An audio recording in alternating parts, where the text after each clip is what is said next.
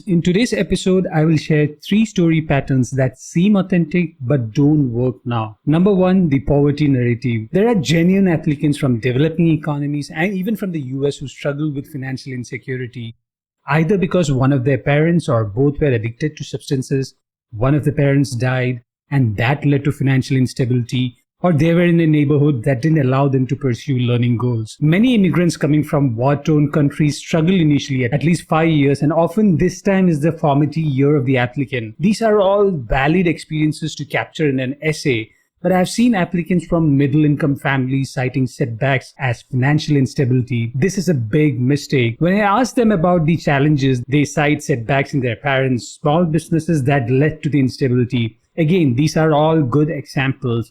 But if the setback was for less than 3 years, I would suggest against using that narrative, because you have to enter your parents' income. And even if you had mentioned the year of the financial setback, the data would be a big contradicting evidence. Naturally, the admissions team will compare you with the applicant who genuinely struggled financially for 10 to 15 years, and they have proof in the form of the parents' income. Their experience overcoming such instability is much more moving for admissions than yours. It's not that you didn't suffer through the setback. Admissions essays work on a comparative scale. The second reason for using the poverty narrative is that many international applicants convert their currency to dollar terms and start assuming that a certain level is automatically considered below the average national income for a family in the US.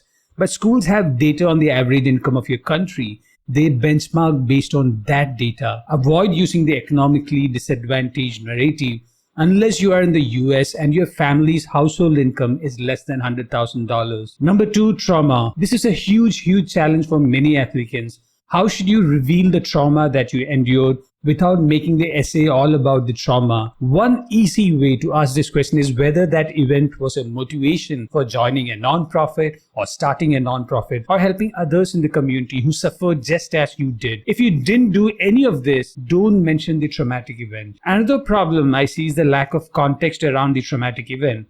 What you might consider traumatic outside universally acceptable traumatic events like war, sexual assault, physical assault, death in the family, or poverty, other narratives need context.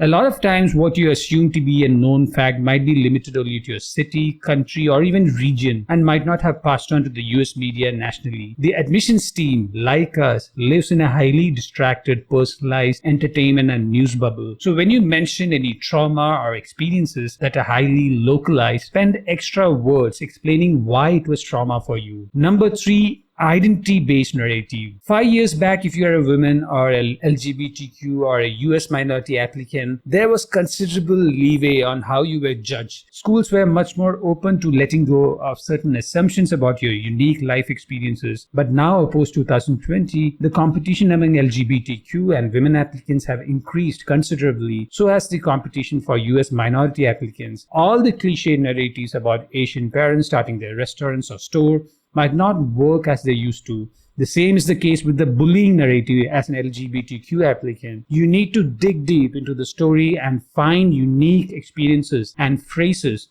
to capture the trauma. Try to offer a perspective that is unconventional. If you need help in creating authentic narratives, reach out to me, Atul Jose at store.fngmat.com/contact-fngmat.